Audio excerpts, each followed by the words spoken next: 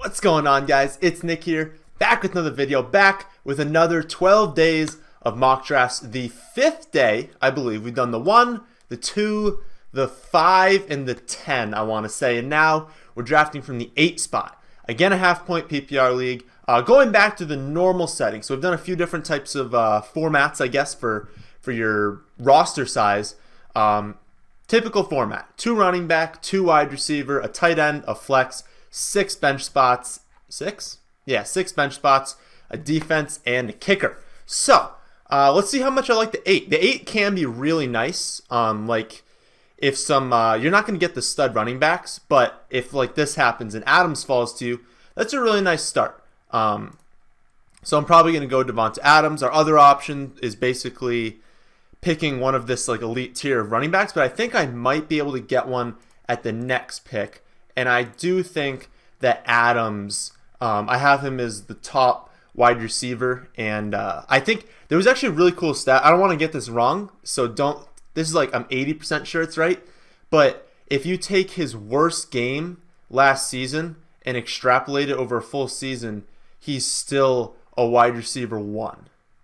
That like his consistency is just awesome. You know what you're gonna get. Obviously, having MVS and Allison, if they can play a full season, maybe they take a few targets away. But this is still Devonta Adams and Aaron Rodgers. They're gonna throw the football. They're gonna be great. So I feel pretty good about getting him at 8. You could have taken a top running back, but listen, I'm not gonna fault you for taking Devonta Adams or DeAndre Hopkins really anywhere you want after that like first initial tier of running backs is gone. Let's talk a little bit about Zeke and Melvin Gordon, just because that news kind of needs to be updated constantly. It's looking like Melvin Gordon's holdout will last into the season, which will bump up the value of Eckler and Jackson. They are obviously better under an RB0 draft because you know you're getting them to start the season while you're looking for maybe trading for a running back or looking for a running back on free agency. But you can still draft them under any format. So it's our turn, and Dalvin Cook goes right before us, which is unfortunate. So we can start RB0. Juju and Mike Evans are still on the board, so that's an option. We could go Kelsey. I'm not going to, but we could. At running back, we can basically pick between Gurley, Damian Williams, and Kerryon Johnson. These people are still from my previous mock drafts. Let's start off with 2 wide receivers, though. I'm not saying I'm like all in on Juju or anything, because it's unfortunate they're going to move him more towards the outside because receivers are more efficient. They score more fantasy points when they move into the slot. But he's just going to see so many targets. So starting off with Adams and Juju, and really Adams and Mike Evans would have been fine as well. It's such a safe start. Like you just know every week, all right, these guys locked and loaded, high-end wide receiver 1 production, monster ceilings, and really looking at that tier of running back right when you exit the pick before me. So that Dalvin Cook, Chubb, Mixon, James Conner, that kind of group of 4, I do see a little bit of a drop-off when you get into Gurley and you get into Damian Williams and Kerryon Johnson and Fournette and Freeman and all these guys. I see a little bit of a drop, and I don't really want to target that tier in the middle of the second round. That feels to me more of like a late second round tier that you're pairing with another elite running back. But that's just my take on that position. Some of these running backs are climbing up the board. So we see Chris Carson go early 3rd round, David Montgomery go, I guess, early mid 3rd round, that 3-5 pick. Wow. So running backs are climbing up. I was just looking for basically to X out my watch list. I didn't want to fill it up. So, options. We should lean running back since we don't have one. But we've got Fournette, Freeman, Mack, Jacobs are probably the 4 I'd consider with this pick. At wide receiver, we could go from this tier, but a lot of those guys look the same, so we're not going to. Tight end, we don't look for 3rd round tight ends. So that's what we're looking at. Basically, for me, that would come down to Fournette or Freeman. Excuse me. Fournette or Freeman. Honestly, I have them right next to each other in the rankings, and I don't care which one you pick. I'm going to take Fournette here, but if you want to go with Freeman, do so. Both of them have pretty much the exact same concerns with injury. They're both risky, but that's why they're both going in the third round. I think they're both perfectly fine to take in that late third round. I expect the volume for Fournette. So let's assume that Freeman and Fournette both play a full 16. You're going to see a lot more volume from Leonard Fournette. Now, the offense isn't going to be as good, so the touchdown upside with Freeman is much higher. But let's be honest, name the running back behind both of them. Like, Ito Smith really isn't that good. There's really no talent behind Devonta Freeman anyways. But there's zero talent behind Leonard Fournette. So he's getting all of the workload. They're going to use him a decent amount in the passing game. I just think Fournette is a hair ahead of Freeman, but do your own thing. I think they're both good picks. I talked about Melvin Gordon. Ezekiel Elliott, I don't think I've talked about that one yet. So I think he plays this season. I really still do think he plays this season. So you can still take him in the first round. But if you're taking Ezekiel Elliott, you need to reach on Tony Pollard. Like, you just have to. Because the latest reports coming out are definitely a downgrade to Zeke. Like, I think he has less of a chance of playing early in the season than he had a week ago with the comments Jerry Jones made and then how Zeke reacted to the comments. It doesn't look good right now. I'm not saying that tomorrow or while this video is, being rendered, like he couldn't come back, but it's frozen. All right. But I do still think he plays at some point this season. It's just riskier. So if you want to avoid all risk, don't draft him because he's still going in the first round. He's still going around a bunch of elite options.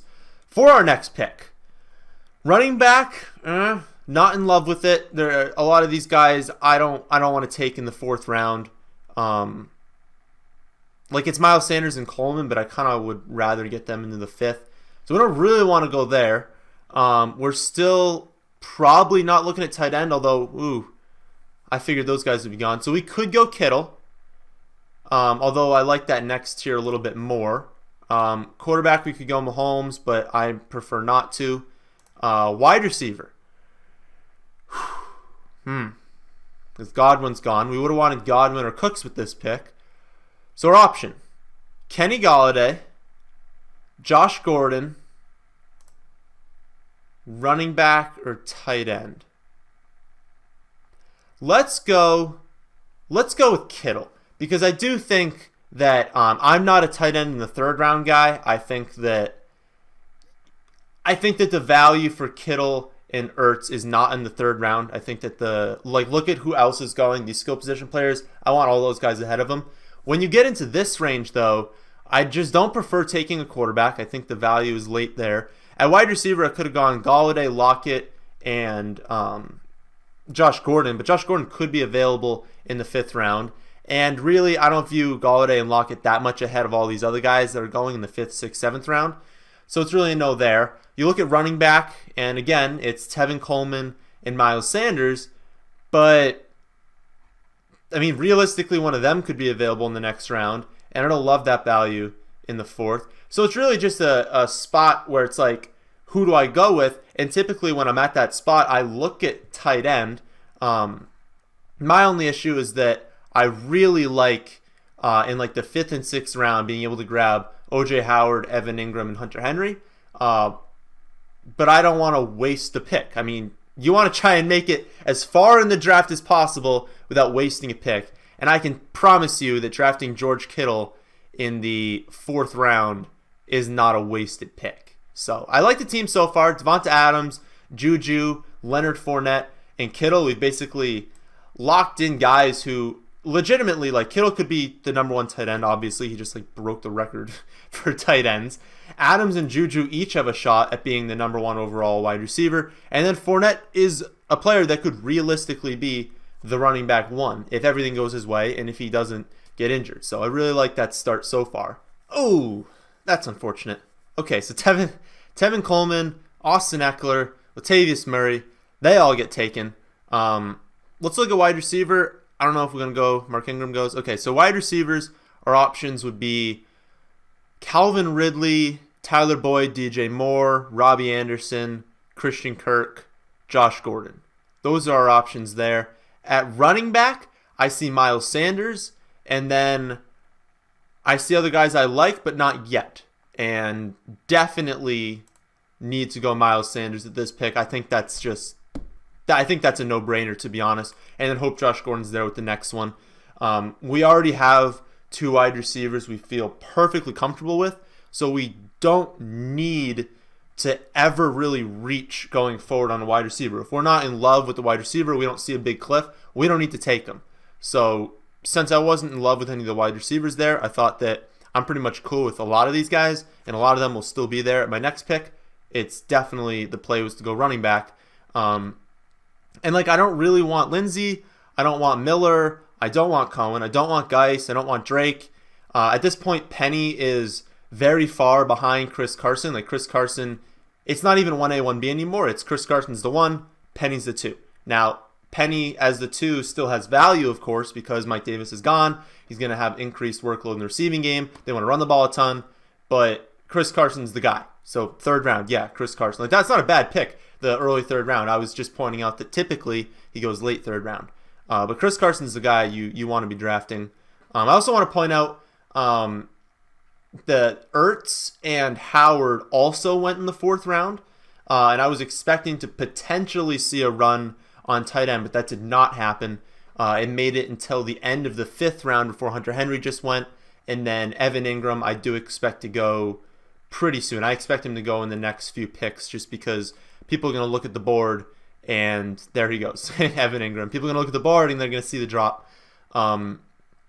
Also news, Vance McDonald report came out. He's not going to see increased workload. So just because Jesse James is gone and AB's gone, their reporters asked, hey, is Vance going to see increase? And they're like, no, he's not. So I did move Vance down. Obviously, we can't take this as law. We can't just be oh, definitely, there's no chance now.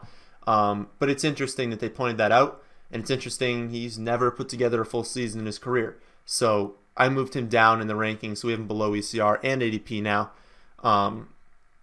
Looking back to running back, like I said, nothing really opened up. I mean, it's still the guys I listed that I don't want. And it's a while before everyone else will come off the board. And since we've got Fournette and Sanders, who I'm perfectly comfortable with both of them as my starting options, we're set there. We're set at tight end. We don't need to go there. Wide receiver, it's Kirk, Samuel, but it's Josh Gordon at this point. Very likely to take him. This is the part of the draft where I would start considering taking Mahomes and Watson, but not ahead of Josh Gordon. I would have needed to see Kirk and Samuel gone, Josh Gordon gone, and then it would have been okay, not in love with the wide receivers, already took a tight end, not in love with the running backs, then you go to quarterback. That's basically my process. It's what does running back look like compared to what my team is? Is there a cliff? Okay, now what does wide receiver look like? Am I good at tight end? Okay, if all of that's fine and I don't really care about any of these options, now we look at quarterback. And if it's the 5th round, yeah, now we look at Mahomes. 6th round, now we can look at Watson. I know that, also know your league. This is what we always talk about, know who you're drafting with. I know who I'm drafting with right now. I posted this link. And also, for those of you who are asking how to get into these, the chat for people who bought the premium subscription, and also Twitter. Follow me on Twitter. I typically try and post it into the chat, let it sit there for a few minutes, let them come in, and if there's openings, I post it on Twitter. But follow me on Twitter because the last 2 I've just posted on there. It fills really quickly, but that's how you can get into them. But know the people. I know everyone here watches my videos, so no one's going to take quarterback early because I say don't take quarterback early, which means that Mahomes and Watson fall to the 5th and 6th round, whereas in your hometown league, they're going to go in the 3rd and the 4th round. So I know that I'm going to potentially get a value with them, but that if I don't draft those guys, I don't care that much about everyone else. Obviously, Rodgers is really nice to get, and I want Newton, and I want Wentz, I want Kyler, but most of these guys I can get really late. So now that I've missed out on those top 2, because I have them both in the first tier, I'm just going to wait until the final rounds of the draft because I know also everyone here is only going to take one quarterback. Like maybe some of the people take two, but I basically know I'm going to get whoever I want in the 14th round. So know your league. If your league is a bunch of people who take 3 quarterbacks, well, know that you're going to get a ton of value early on. So you're applauding. Like the guy takes his 3rd quarterback, you're like, yes, I'm getting exceptional value. But also watch the quarterbacks. Because if everyone's taking 3 quarterbacks, just make sure you get someone. Make sure you're not starting the season with like, I don't know, Andy Dalton or Nick Foles. That's not good because then it also means there's no one on free agency.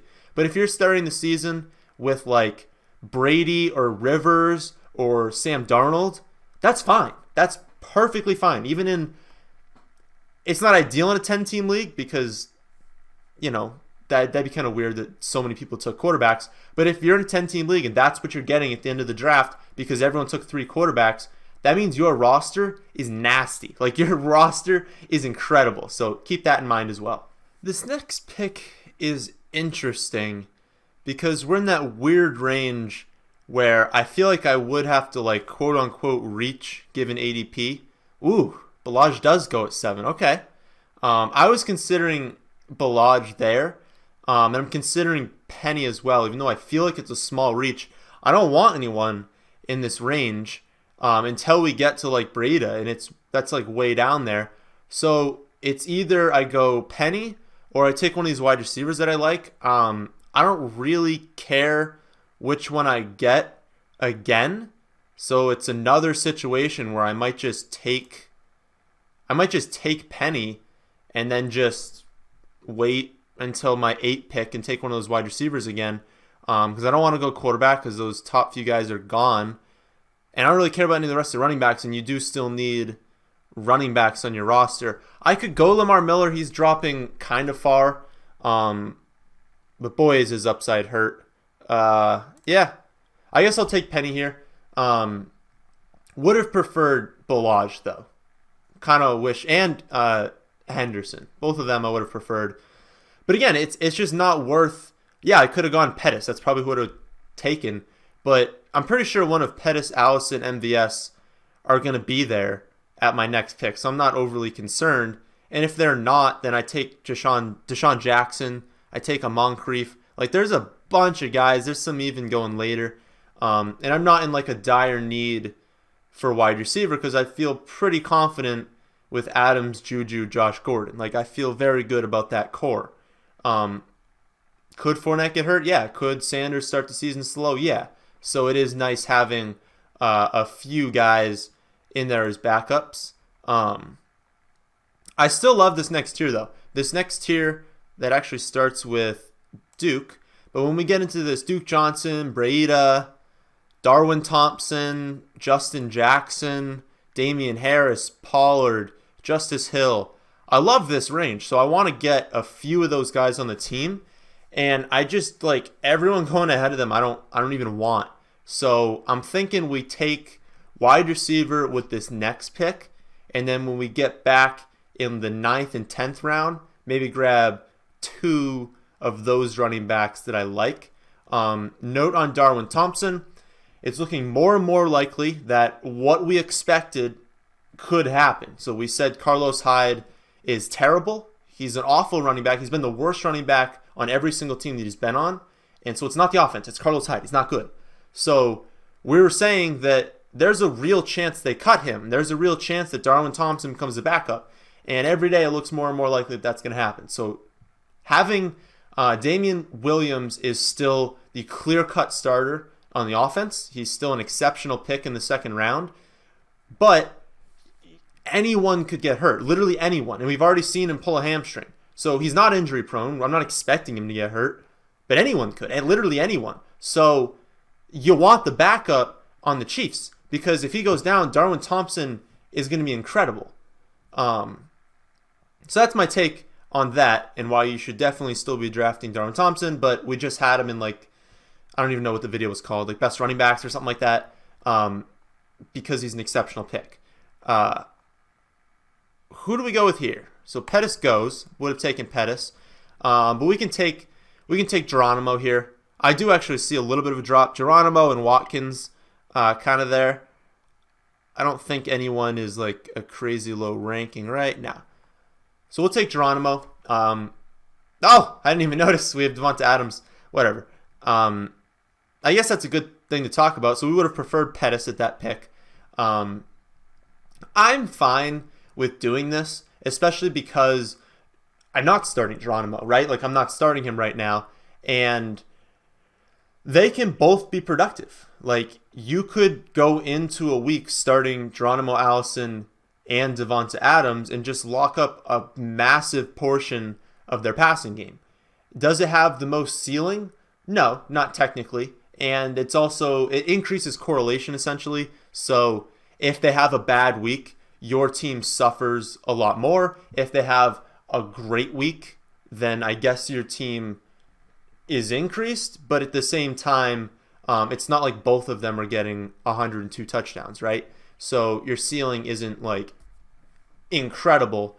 But I'm fine with it. It depends what offense you're doing it from. Like, I don't want Emmanuel Sanders and Hamilton, or Emmanuel Sanders and what's his name?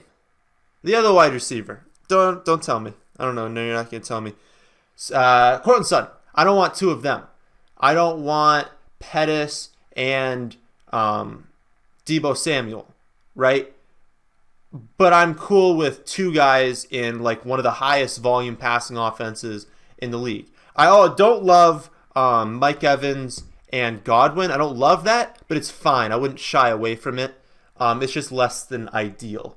But once we start getting into the 8th, 9th round, it becomes less of an issue. Just if you're going to double up, make sure it's an elite passing game, basically. So it looks like it worked. There are still some like okay guys you could take here, but like we're good at tight end. We don't want quarterback yet.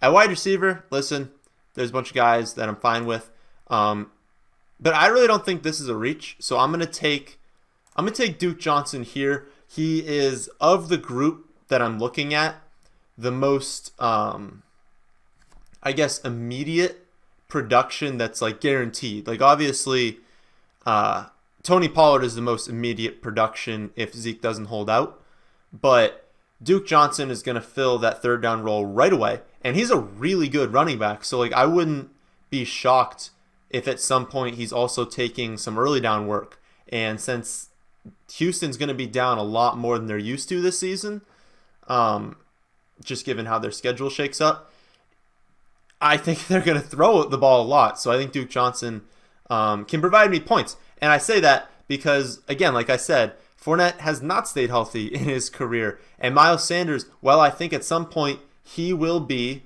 the full-time back in Philly. Maybe that doesn't happen week 1. And then we've got Penny, who we already know. Why can't I scroll? Well, I have Penny, I promise. Who we know is the backup as well. So getting Duke Johnson with at least the ability to get me some points if I was in dire need, because the rest of my team is so good that we're fine with that. I'm going to get one of these three because there's only 3 picks left. How would I rank them? Honestly, probably Darwin. There goes Darwin. So Darwin, then probably Justice Hill, then Justin Jackson. I think I would take Hill first. Would have liked to get Darwin there for the reasons I've already mentioned. Would have taken Tony Pollard there, of course, for reasons I've mentioned, that he might be like a high-end 2 to start the season. But Jackson's good as well. I think that like once Melvin Gordon comes back, which I expect to happen at mid-season, he's essentially useless. Like you'll just have to cut him at that point, which is less than ideal, and that's why I would take Justice Hill ahead of him, because maybe he outproduces him for the first portion of the year. But at the first portion of the year, I mean, I've got a healthy Fournette right now. I've got other guys I think I'm going to start. So I'm not starting Justin Jackson in the weeks that he's going to be the most useful. Maybe I start him after like a month in, but then that's right around when Melvin Gordon's going to be coming back, and he's going to be now the 3. and you're never going to be able to start him at that point after. So, like I said, Justin Jackson is more of an RB0 pick, but he could have a decent workload to start the season if you go with other positions early. Like if you grab something that I do like to do is, say we go in this first round, you've got like a top 5 pick, and you take like that Kamara, Barkley, McCaffrey, DJ, Zeke. You like take one of them, Bell. You take one of these guys, right? I don't know why a thing popped up. So you take one of them, and you go with like Antonio Brown, T.Y. Cooper Kupp, like this person did here. Maybe instead of Eckler, you're taking Mahomes, and then maybe instead of Cohen, you're taking a tight end. And like you've taken all of these picks, you've locked in tight ends you like, you locked in quarterbacks you like, you've got elite wide receiver production, and you've got that stable running back that you trust, right? Well, that's when I would go with a guy like Justin Jackson, because in the first part of the season, he's going to get me points. So I have time for other teams to fall apart, for me to realize how teams are using running backs, where production is going to be, to trade for some guys, to pick some guys up on free agency. I have time to do all that stuff. And Justin Jackson's going to produce fantasy points. You could start him at the 2 probably to start the season, assuming Gordon, again, holds out, which we are expecting to happen.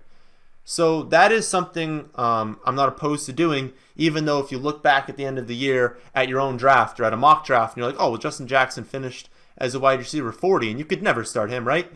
Well, no, that's not true.